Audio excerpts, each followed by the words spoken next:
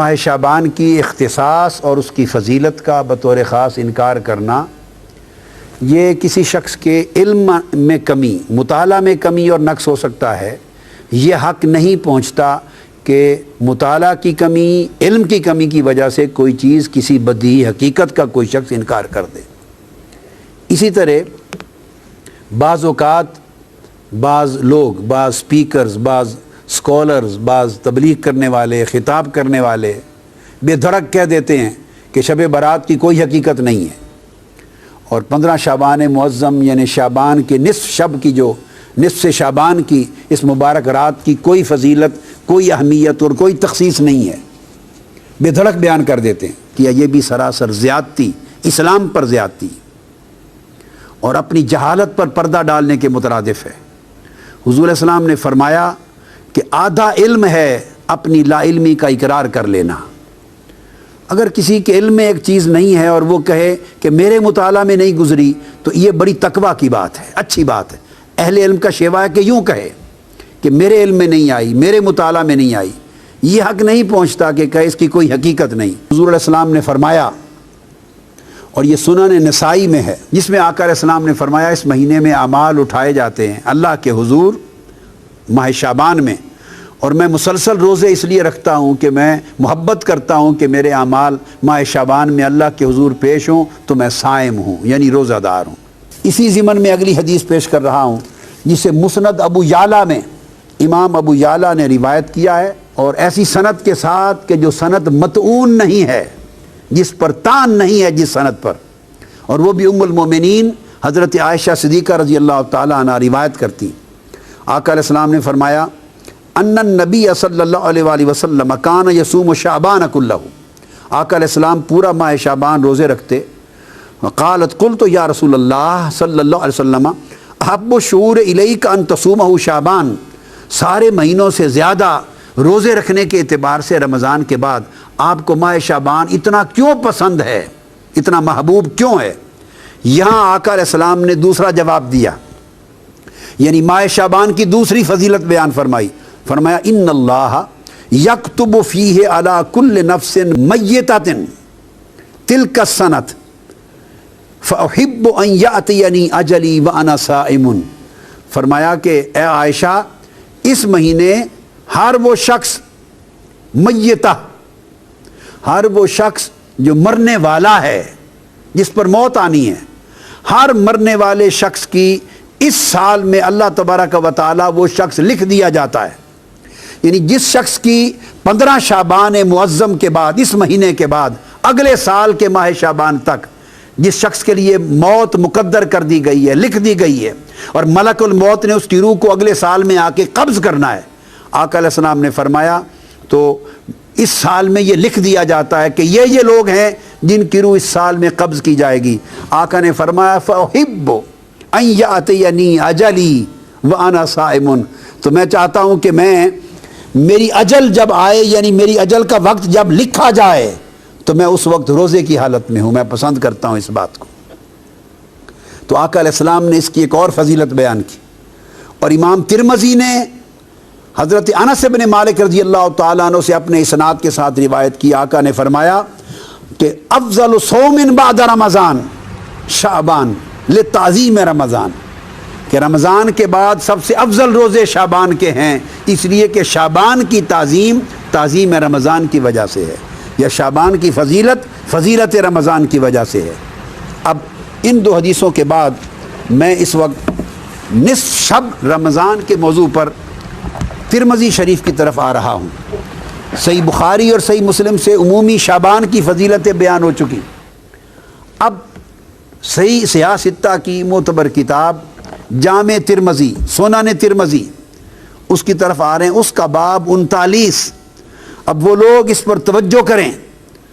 جن کا یہ خیال ہے کہ شب برات کا اور 15 شب شعبان کا کوئی وجود، کوئی حقیقت اور کوئی فضیلت اور کوئی تخصیص نہیں ہے۔ انہیں چاہیے کہ کتب حدیث کھول کے پڑھیں، یا اساتذہ کے پاس، شیوخ کے پاس زانو تلمذ طے کریں قبل اس کے کہ وہ جھوٹے فتوے جاری کریں جہالت پر مبنی۔ باب 39، امام ترمذی نے باب قائم کیا ہے، باب ما جاء فی لیلۃ النصف من شعبان، 15ویں شب شعبان کی فضیلت میں باب قائم کیا امام ترمذی نے، اور عنوان ہی یہ شب نصف شعبان قائم کیا اس عنوان کے ساتھ۔ اور آگے پھر امام ترمذی نے حدیث نقل کی ہے، جس حدیث کی راوی پھر ام المومنین حضرت عائشہ صدیقہ رضی اللہ تعالی عنہا ہیں، اور ان سے روایت کیا ہے حضرت عروہ نے عن عروۃ عن عائشہ رضی اللہ تعالی عنہا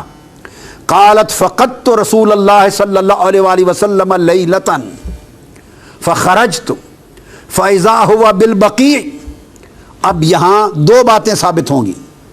ام المومنین عائشہ صدیقہ رضی اللہ تعالیٰ عنہ فرماتی ہیں اس 15 شعبان کی رات تھی، جسے ہم شب برات کہتے ہیں، یہ 15 نصف شعبان کی رات تھی۔ میں نے اچانک رات کو دیکھا کہ آقا علیہ الصلوۃ والسلام اپنے بستر مبارک پہ آرام فرما نہیں تھے۔ جب میں نے دیکھا کہ بستر پہ آرام فرما نہیں ہیں تو میں فوراً گھر سے نکل پڑی آپ کی تلاش میں۔ جب تلاش میں نکلی تو فیضا ہوا بالبقیع، میں نے آقا علیہ السلام کو جنت البقیع یعنی بقیع کے قبرستان میں پایا۔ یہاں سے دو باتیں ثابت ہوئیں،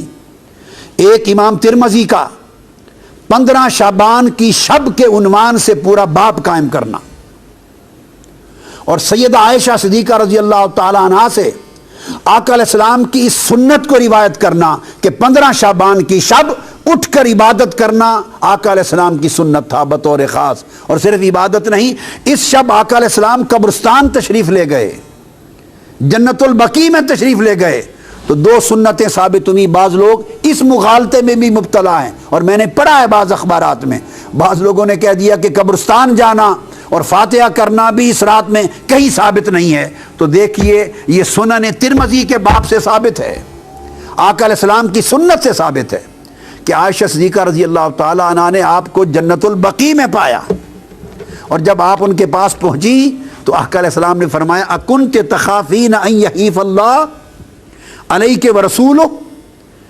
اے عائشہ صدیقہ رضی اللہ تعالیٰ عنہ دوڑتی دوڑتی مجھے تلاش کرنے کے لیے آئی ہو، تمہارا کیا خیال ہے اللہ اور اللہ کا رسول تمہاری حق تلفی کرے گا؟ اب یہاں ایک بڑا لطیف نکتہ ہے، ان کو ایک گمان گزرا تھا جس کو آگے بیان کرتی ہیں، قلت یا رسول اللہ انی ظننت انک اتیت بعد نسائک، یا رسول اللہ صلی اللہ علیہ وسلم مجھے خیال گزرا، گمان گزرا کہ شاید آپ کسی اور زوجہ مطہرہ کے حجرے میں تشریف لینے گئے ہوں۔ یعنی وہ رات باری کے اعتبار سے ام المومنین عائشہ صدیقہ کی تھی، اور ایک بتقاضۂ بشریت جب اٹھی نصف شب رات کو 15 شعبان کو تو دیکھا آقا تشریف فرما نہیں ہے، ایسے بتقاضۂ بشری خیال آیا کہ کہیں آقا علیہ السلام کسی اور زوجہ مطہرہ کے ہاں تشریف نہ لے گئے ہوں۔ اب آقا علیہ السلام ان کے ذہن میں اس مخفی خیال کو جان گئے،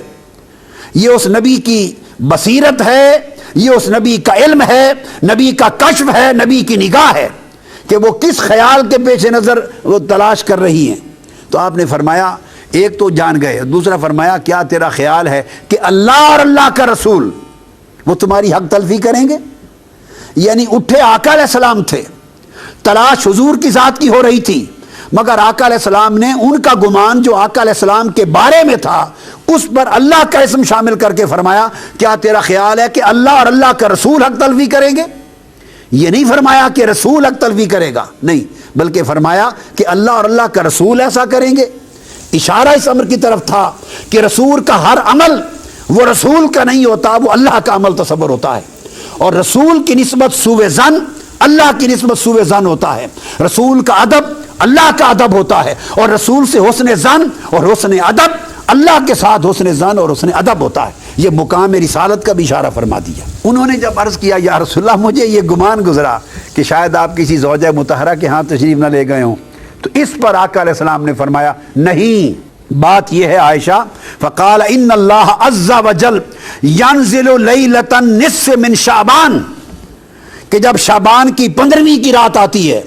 تو اللہ تبارک و تعالی الی السماء الدنیا، آسمان دنیا کی طرف ایک خاص شان کے ساتھ نازل ہو جاتا ہے۔ اب آپ دیکھیے، یوں تو آسمان دنیا کی طرف ہر رات کے پچھلے پیر نازل ہوتا ہے،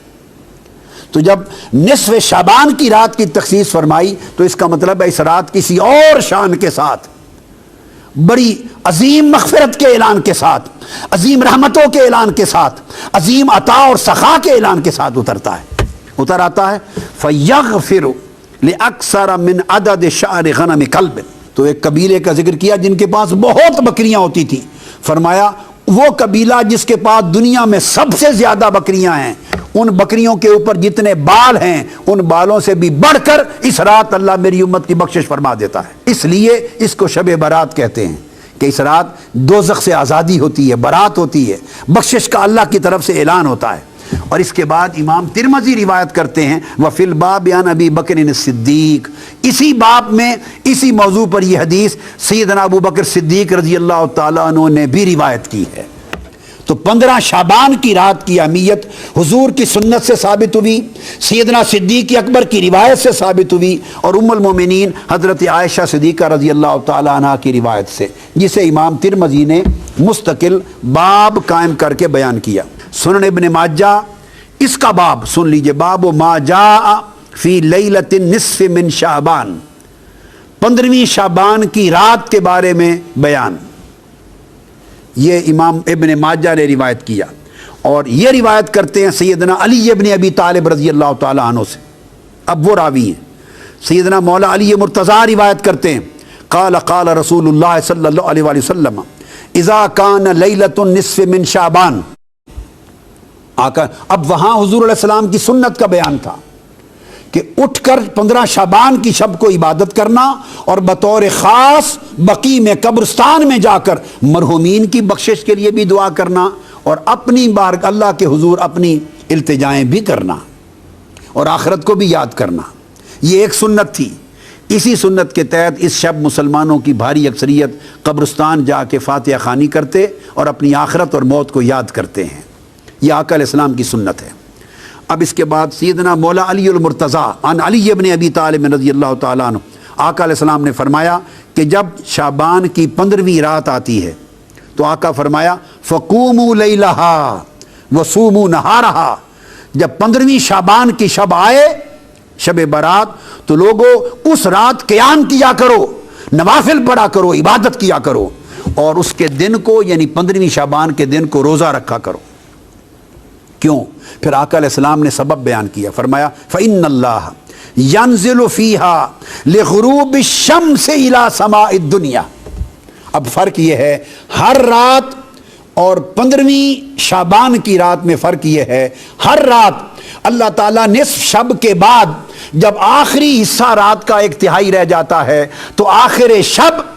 اپنا نزول اجلال فرماتا ہے، نزول رحمت فرماتا ہے، اور اس وقت آسمان دنیا پہ آ کے بندوں کی بخشش کے لیے ندا فرماتا ہے۔ یہ آخر شب ہے۔ اور 15 شعبان کی رات کی خصوصیت یہ ہے، آقا نے فرمایا ینزل فیہا لغروب الشمس الی سماء الدنیا، کہ ادھر سورج غروب ہوتا ہے 14ویں شعبان کا، تو غروب آفتاب کے ساتھ ہی اللہ تعالیٰ آسمان دنیا پر اپنی شان قدرت کے ساتھ نزول اجلال فرماتا ہے، اور طلوع فجر تک اللہ تعالیٰ انسانوں کے قریب آسمان دنیا پر آ کر لوگوں کی بخشش و مغفرت کا سامان فرماتے رہتے ہیں۔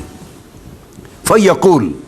اور اللہ پاک فرماتا ہے اَلَا مِن مُسْتَغْفِرٍ لِّي فَأَغْفِرَ لَهُ۔ 15 شعبان کی شب اللہ پاک غروب آفتاب کے بعد سے اعلان فرمانا شروع کرتے ہیں، ہے کوئی مجھ سے استغفار کرنے والا، گناہوں کی معافی مانگنے والا، سو میں اس کو معاف کر دوں۔ الا مسترزقن فارزقہ،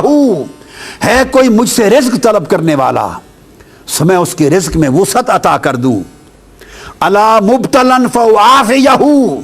ہے کوئی مصائب و آلام میں مبتلا شخص